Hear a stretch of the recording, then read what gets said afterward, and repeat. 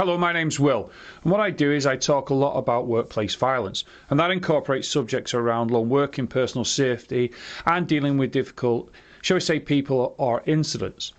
Now, over the past year and a half, a subject within my field has been growing, shall we say, gradually.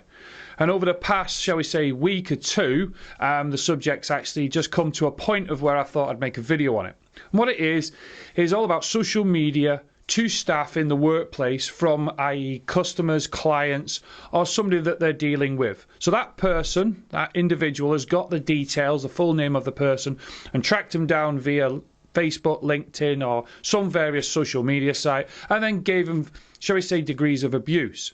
Now, from a personal point of view, this has actually happened to me. So when I go into organisations, I can explain, well, actually, this happened to me.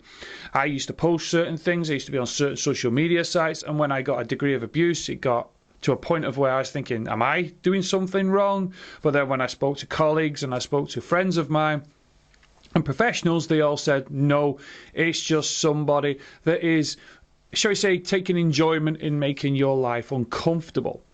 So when I go into organisations, I look at them and I discuss with them, because I believe working with organisations in finding a solution is better than telling them what to do.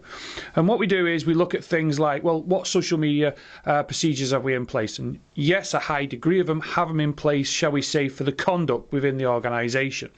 But what I do is I come from the angle as, okay then, yes, staff obviously have their own personal social media sites, and we do discuss a bit about their conduct on that, and we'll have a reflect on the organisation.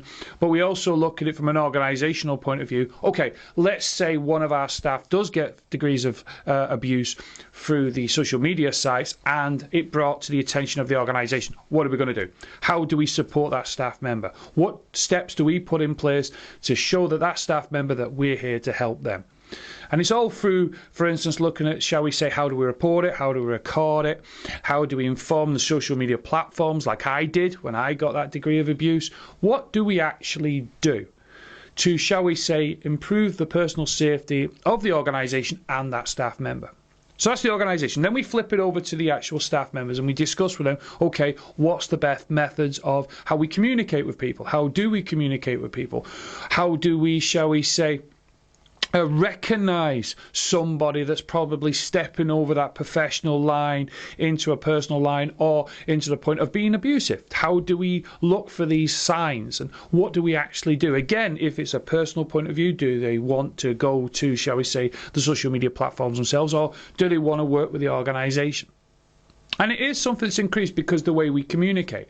If you said to me, probably just over 2 years ago now, by the way, soon you'll be teaching on video and you'll be on virtual classrooms and you'll be doing e-learning a lot and you'll be involved in making little videos for your attendees, I probably would have chuckled a little bit.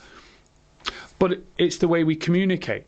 So if you're an organisation or an individual that where you feel that you are possibly getting degrees of abuse from, shall we say, customers or guests or passengers or tenants or clients or whatever bracket you want to put into, don't ignore it. Trust me on this one. Don't ignore it.